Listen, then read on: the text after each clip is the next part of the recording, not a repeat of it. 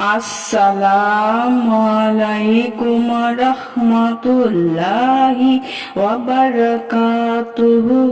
সুপ্রিয় সম্মানিত দর্শক ও শ্রোতা, আশা করি মহান রব্বুল আলামিনের দয়ায় আপনারা সকলেই ভালো আছেন। সুপ্রিয় সম্মানিত দর্শক ও শ্রোতা, আজকে হযরত আবু বকর রাদিয়াল্লাহু তাআলা আনহু থেকে একটি ঘটনা বর্ণনা করব। ঘটনার শিরোনাম হচ্ছে আবু বকর রাদিয়াল্লাহু আনহুর মর্যাদা। সুপ্রিয় সম্মানিত দর্শক ও শ্রোতা, আপনাদের নিকট অনুরোধ থাকবে ঘটনাটি শেষ পর্যন্ত শোনার। একদিনের ঘটনা।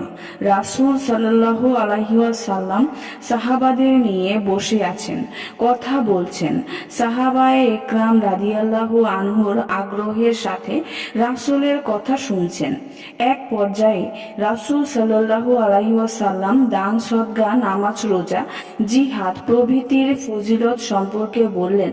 যে ব্যক্তি আল্লাহর রাস্তায় দান করে তাকে জান্নাতের দরজাগুলো থেকে ডাকা হবে, হে অমুক, এটা ভালো কাজ, এটা মঙ্গলজনক কাজ।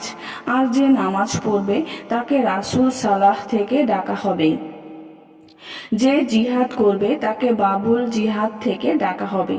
যে রোজা রাখবে তাকে বাবে বাইয়ান থেকে ডাকা হবে। যে সদকা করবে তাকে বাবে সাদাকা থেকে ডাকা হবে।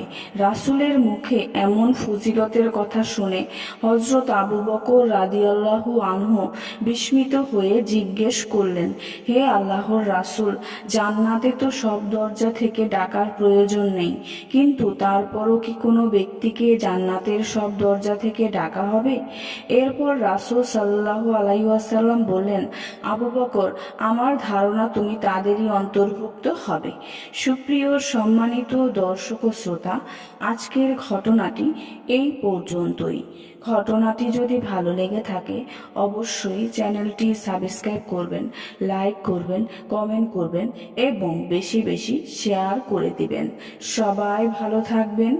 আল্লাহ হাফেজ।